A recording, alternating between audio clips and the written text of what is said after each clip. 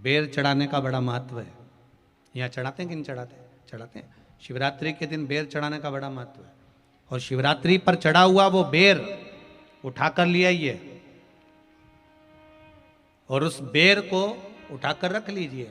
मान लो किसी को उदर से जुड़ी हुई जब तकलीफ रहती है, पेट से जुड़ी हुई तकलीफ रहती है, पेट से जुड़ी हुई कोई भी प्रॉब्लम हो, अगर पेट से जुड़ा हुआ कोई भी रोग आपको लग गया और डॉक्टर की दवाई चल रही है, सारी औषधि चल रही है, जो शिवरात्रि पर आपने बेर चढ़ाया है वो बेर अगर आपके यहां रखा हुआ है, वो बेर उस रोग वाले व्यक्ति को खिला दीजिए।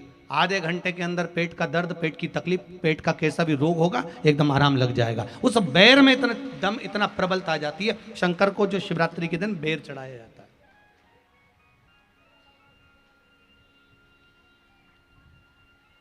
भगवान शिव पर समर्पित हुआ वो बेर का इतना महत्व महाराज। और जो देवता को उठाने के लिए बोर समर्पित करा जाता है, बेर भाजी आंवला उठो देव सांवरा, उसमें शंकर जी का भाव है, क्योंकि शिव जी का दर्शन भगवान नारायण उठते से ही करना चाहते हैं। सबसे पहले नेत्र खोले और मेरा शिव का दर्शन हुआ। बेर का भाव ही शिव का दर्शन का भाव।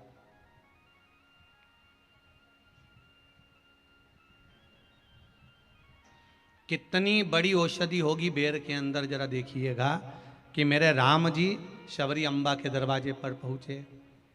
आप लोग भजन में लेते रहते हो, शबरी संवारे रास्ता आएंगे राम जी, मेरा भी धन्य जीवन बनाएंगे राम जी।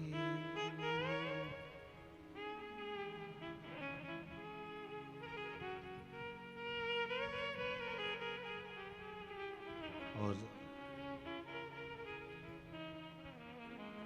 बागों से चुन चुन के वो लेकर आई बेर की टोकरी लाई। खट्टे हो चाहे मीठे हो पाएंगे राम जी, मेरा भी धन्य जीवन बनाएंगे राम जी।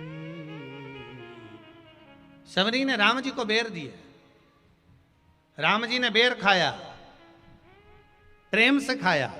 याद आया पीछे लक्ष्मण खड़ा है, राम जी ने लक्ष्मण को बेर दिए, ले लक्ष्मण ये बेर खा ले। लक्ष्मण जी ने बेर लिए, लक्ष्मण जी ने बेर को देखा तो वो शबरी अम्बा अपने मुंह से झूठा करके दे रही है।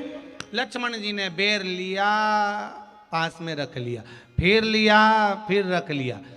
शबरी जी राम जी को बेर दे, राम जी लक्ष्मण जी को बेर दे, लक्ष्मण जी वो बेर लेके पीछे फेंकते जाए। उठाए फेंका, उठाया फेंका, उठाया फेंका। अब कोई लक्ष्मण साधारण है?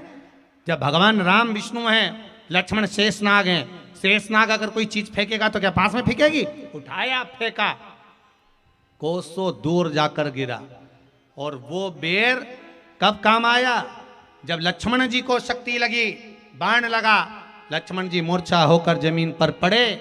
सुषेण वेद को बुलाया और वेद से बुलाकर पूछा कि लक्ष्मण कैसे उठेगा? तो कहा संजीवनी लेकर आओ। संजीवनी लेने के लिए भेजा।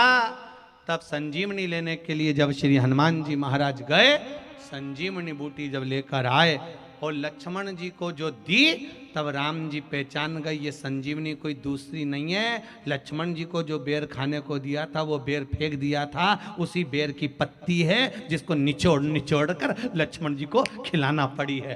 तो राम जी रोते रोते बोले पहले ही खा लेता तो खाना नहीं पड़ती। कोरोना का टीका पहले ही लगवा लेता तो दादा निपटता ही नहीं। लगे तो खाया ही।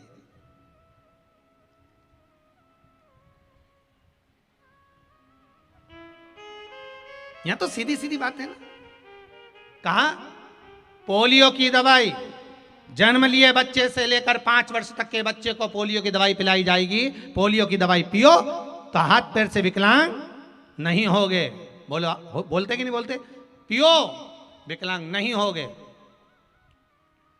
जो नहीं पिएगा वो हाथ पैर से विकलांग हो जाएगा। उसी तरह शिव महापुराण की कथा, जिसका जन्म नहीं हुआ, जो माता के गर्भ में है, उससे लेकर जो मर रहा है उस तक के व्यक्ति को सुनाई जाएगी। पोलियो की दवाई नहीं पियोगे, हाथ पैर से विकलांग हो जाओगे। शिव महापुराण नहीं सुनोगे तो काम, लोभ, विषय, आसक्ति से विकलांग हो जाओगे। इसलिए सुनो, ये सुनने का विषय है, इसको श्रवण करना, हमारे जीवन में उतारना, ये मिलेगी।